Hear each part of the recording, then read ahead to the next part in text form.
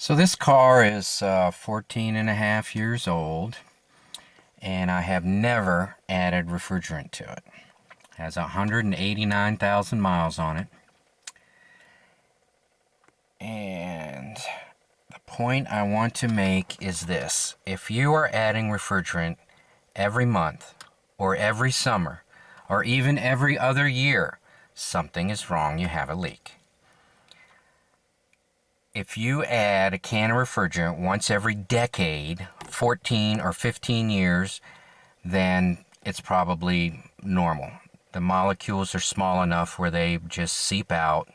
The hoses and tubing look solid, but the molecules will get out. Then that's normal. But adding refrigerant every year, every month, or more often indicates a problem.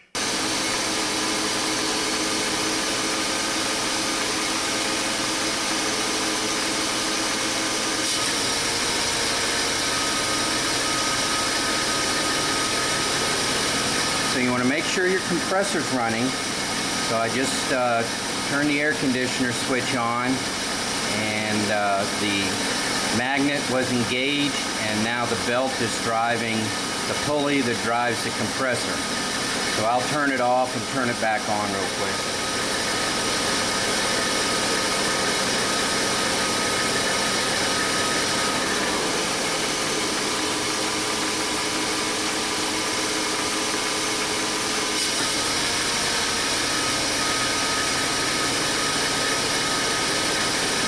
So I know the compressor's running.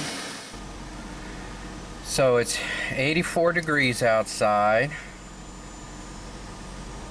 I have my air conditioner on and set to 60.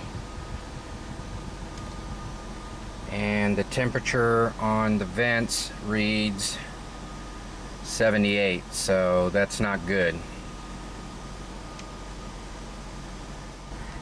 I know the compressor's coming on and off when I turn the air conditioner on and off, and the vent feels warmer after I turn the air conditioner off, and then the vent feels cooler, but it's not cooling down the car when I turn the air conditioner back on. So and I know the compressor's working, or at least it's engaged. It's not a relay or something electrical. This is a good candidate for a can of refrigerant. Now you want to buy just the 134A refrigerant. You don't want to buy all that other crap, the leak detector, the leak sealer, the ones with the gauges. They've got so many different ones out there, it's not even funny. You're just paying for BS. Just get the 12-ounce can of refrigerant. Oh, and another thing, 12-ounce can is pretty small. Your car holds about 3.5 pounds, 16 ounces to a pound. So what's that, 4 of these cans or so? So you're not going to overcharge your system. Your hoses for your R134A are usually yellow, and they have a quick disconnect adapter. The old R12 hoses are usually blue, and they screw on. So it'd be kind of like this end over here, where it just screws on. The new ones have a quick disconnect. To put the hose onto the can, you want to make sure that the end is tight, but not so tight that you can't undo it, and I'll show you why that's important in a minute. Next, there's a needle that pierces the top of the can. You want to make sure that is out, so you want to unscrew the valve so that it is all the way up, so that when you attach the can to it, you don't pierce the top of it. So just screw the can on, just get it nice and snug. You don't have to do anything really fancy or wild. Next, you want to find your refrigerant hoses and figure out which one it goes on to. For the 134A, it's real easy. This one's located in the front of the car. You'd think that's where it would be, but no. back here, this cap right here is the one that we're gonna hook up to. And luckily for us, it's idiot proof. You cannot put the adapter onto the wrong one. This is the smaller one. The one up front that I showed you was larger, so clearly the quick connect cannot attach to the larger connection. So what you want to go ahead and do is connect that on up. Then you want to unscrew it a little bit until you hear a little bit of vapor come out. So you want to unscrew it a little bit till you hear a little bit of vapor come out. That's it. That's all you need. And that purges the air out of the line, and now it's nothing but refrigerant, except maybe a little teeny tiny little spot in there, which shouldn't hurt anything.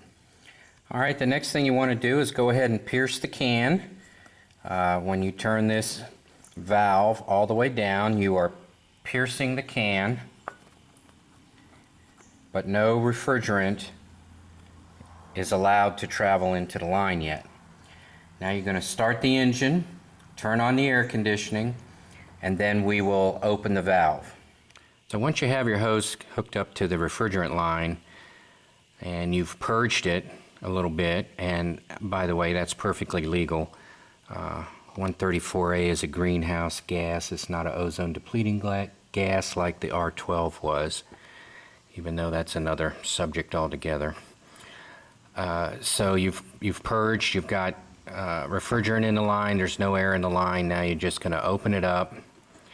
You've started the engine, you have the air conditioner on, and you open up the valve all the way. It's not going to come out. There's a backstop on it, so you just unscrew it all the way.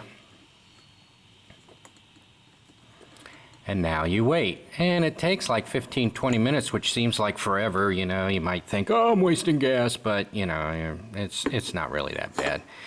So what happens is the liquid in the can starts to absorb the heat from the surrounding area and starts to boil and vaporize, and that vapor goes into your system.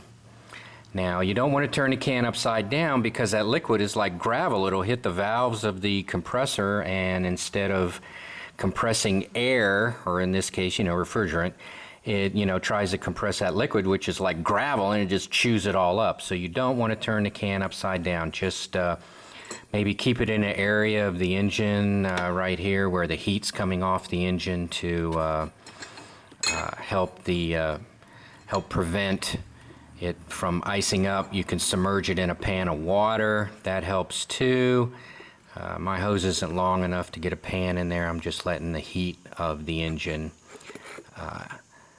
be absorbed by the can. Now don't put it directly on the header or something stupid like that. You know, just you know, if it ices up, you can always close the valve, let it defrost, and then open the valve back up again. You know, don't get impatient. 20 minutes seems like a very long time when you're standing over a hot engine waiting for the can to empty. You can just shake it a little bit and you can feel the liquid, and then it'll eventually get empty. And don't be surprised that when you think it's done and you close the valve and you disconnect it and you take the hose attachment off, that some refrigerant doesn't come out. You know, that's normal. So that's how that works.